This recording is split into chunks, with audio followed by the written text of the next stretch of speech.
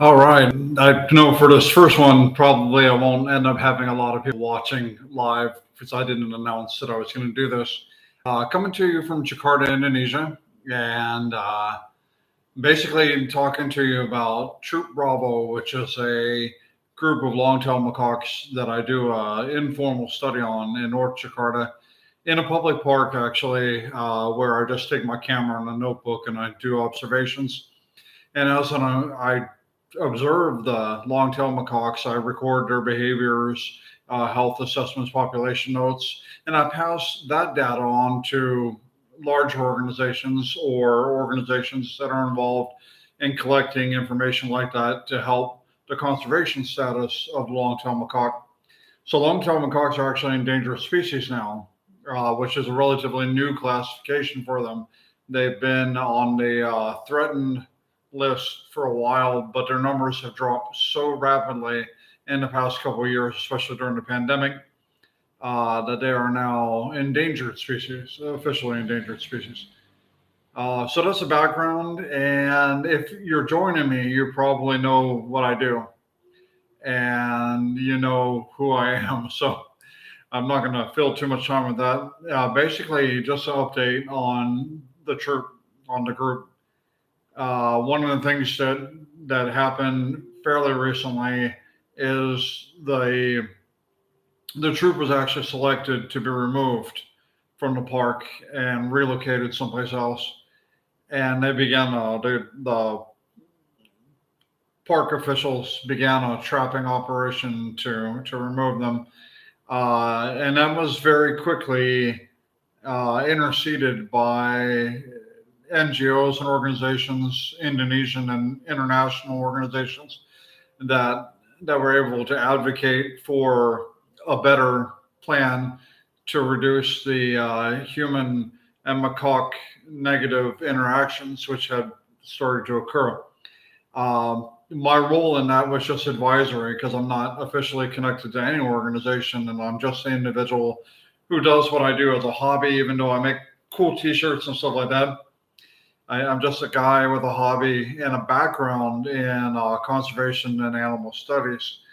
And I use that and my connections with people that are friends of mine to help give a little advice here and there on things. And in this case, it turned out to be a good thing because I was able to take my observational data and use that as reasons why or why not certain actions should be taken or not taken.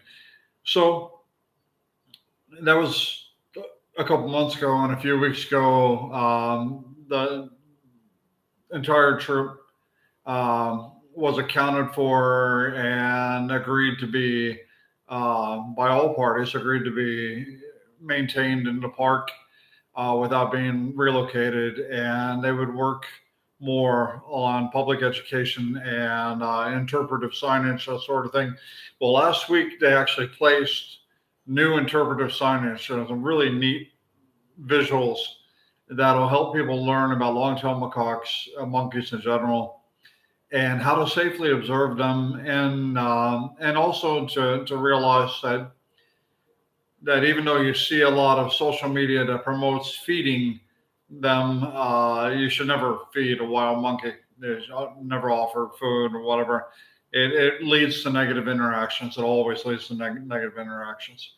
So, long story short, that's where we are now. But the future for this group of monkeys, which there's 22 in this troop, is still a little uncertain. And it's uncertain because everybody's kind of waiting to see what the result will be from taking this different approach in mitigating negative interactions between humans and monkeys. And as I do my observations, I continue to become a key component as far as being the person, because I live close by, being the person on the ground that can actually see what's happening and record the information. And there's a lot of statistical information that I've already recorded over the past almost 2 years that I've been watching these monkeys. And there are times when there are more aggressive behaviors and less aggressive behaviors, and those things are not always static. They go up and down depending on different situations that happen. So where we are now is the next few months, I'm really refocusing on watching um, how the troop itself is evolving, because this was a traumatic experience. They did start to do the captures and later released the monkeys that they captured. And the troop regathered, and they have infants, and the leader was sterilized as part of the agreement to let them back in the park. They're doing a sterilization program to control the population. And all of this will have some effect on the organization and the social organization for the 22 macaques. So that's where we are now. And I'm looking forward to putting out more information as I see it of what's been the result from this operation, which was actually a very successful collaboration between the non-governmental organizations, the local Indonesian um, organizations, and the local government, Jakarta, and the forester government. Just amazingly caring and intelligent people who looked at a situation and came up with a really good plan. So that's where we are now. I will try to do another live stream. I would like to do it on a regular basis. So if people start watching, I'll keep doing it. Take care.